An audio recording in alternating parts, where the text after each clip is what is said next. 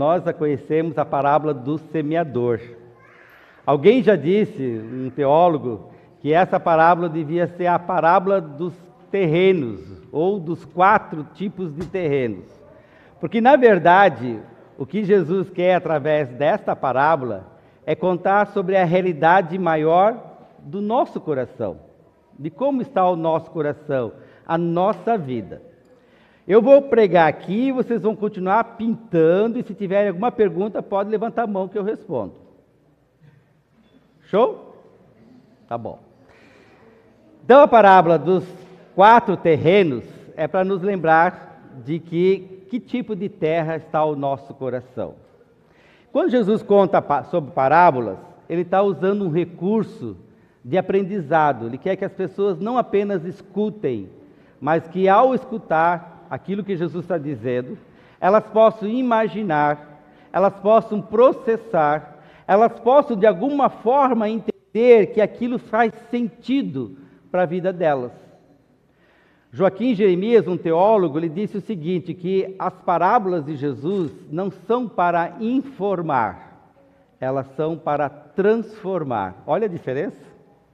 Jesus não conta algo simplesmente para que você acrescente uma informação, que você tenha mais uma informação de algo que você não sabia. Não, ele conta para que você, ao escutar, você e eu possamos dizer, o que isso tem a ver comigo?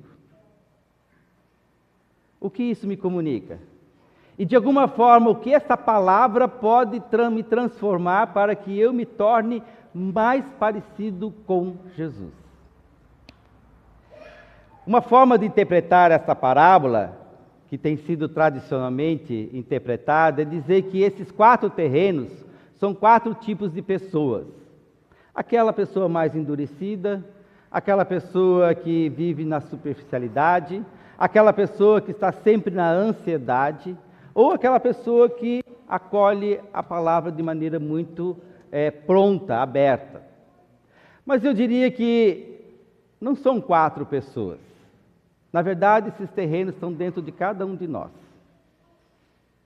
Se a gente perceber, muitas vezes nós nos assemelhamos a uma terra de pedras, outras vezes nos assemelhamos com um terreno de espinhos, outras vezes nós nos assemelhamos com terra boa, outras vezes nós nos assemelhamos com terra endurecida. E por que eu digo isso? Porque de alguma forma essa palavra precisa nos tocar. Porque se a gente tem essa compreensão de que são 4 tipos de pessoas, o que a gente pode fazer quando olha para si mesmo? Não, eu não sou tão endurecido assim. Não, eu não sou tão superficial dessa forma. Eu sou terra boa. Porque a gente tem uma dificuldade, às vezes, de fazer uma autoanálise e perceber de fato como está o nosso coração. É mais fácil a gente identificar no outro, é mais fácil a gente dizer que o outro é assim, é assado, do que a gente olhar para dentro de si e perceber que essas realidades estão presentes na nossa vida. E que às vezes eu sou duro sim. E que a área no meu coração, na minha alma, na minha existência, nos meus valores, nas minhas crenças, que está endurecido.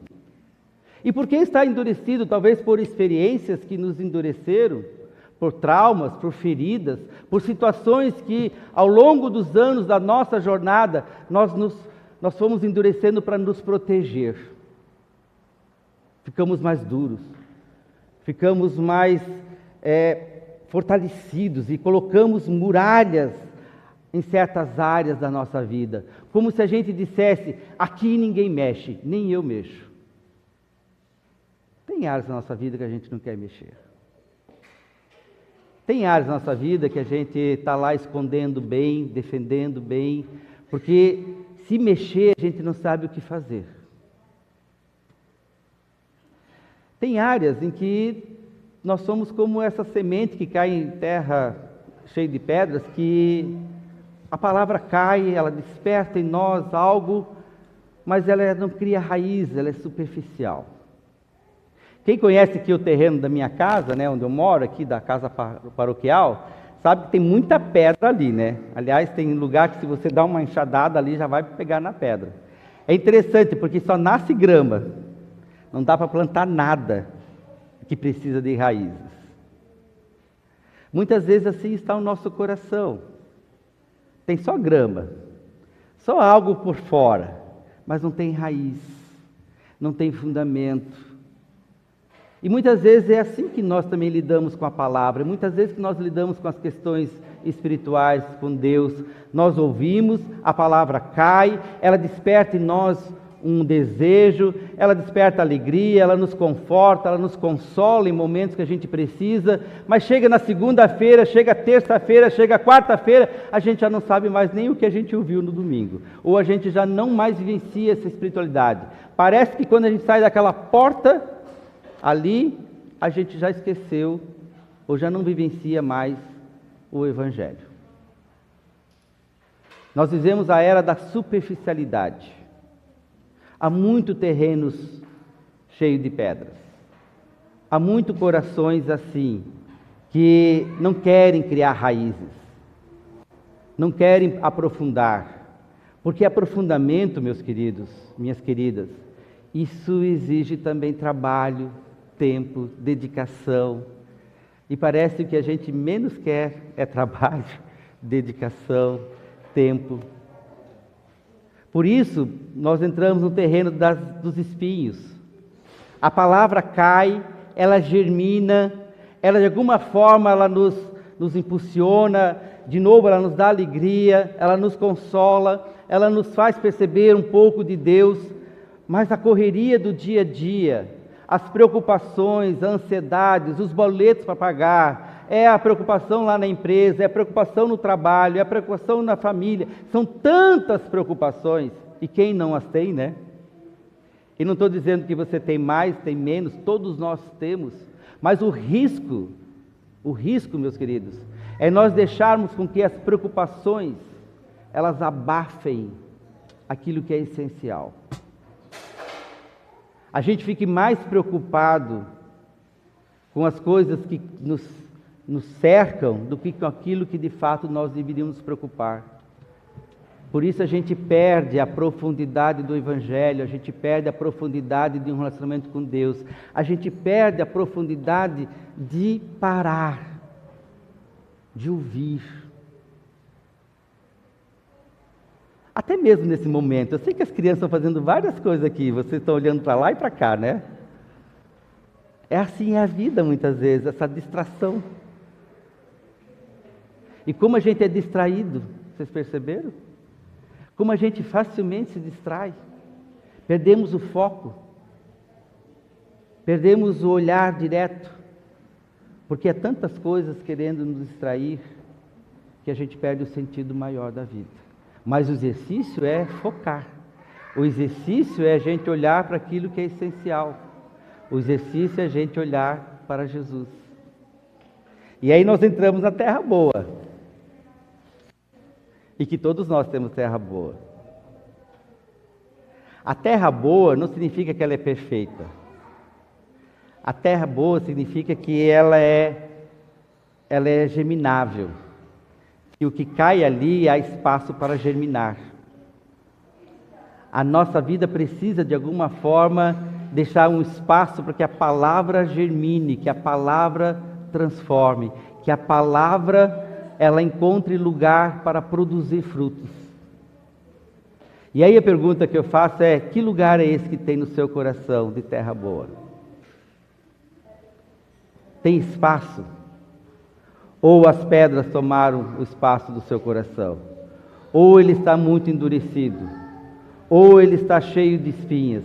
Há espaço para essa terra, para mexer, para arar, para germinar, para transformar? Porque essa é a grande diferença.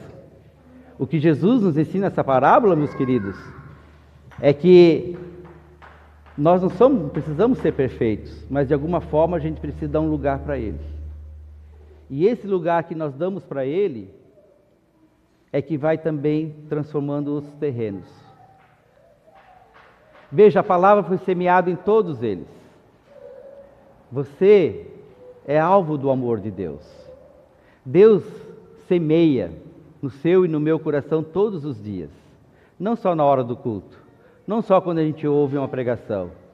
Deus está semeando através de muitas situações, através de pessoas, de situações na nossa vida, de um acordar onde a gente de repente olha e começa uma inspiração. Deus está semeando, semeando, semeando. E a pergunta que eu preciso sempre fazer para mim é: qual o terreno que eu deixo cair essa semente?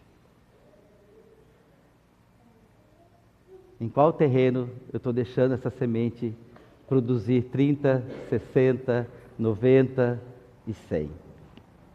Talvez há momentos que a gente se sente mais endurecidos. E eu quero dizer para você que se percebe assim: se nesse momento está endurecido, não deixe com que a dureza do chão determine a sua vida.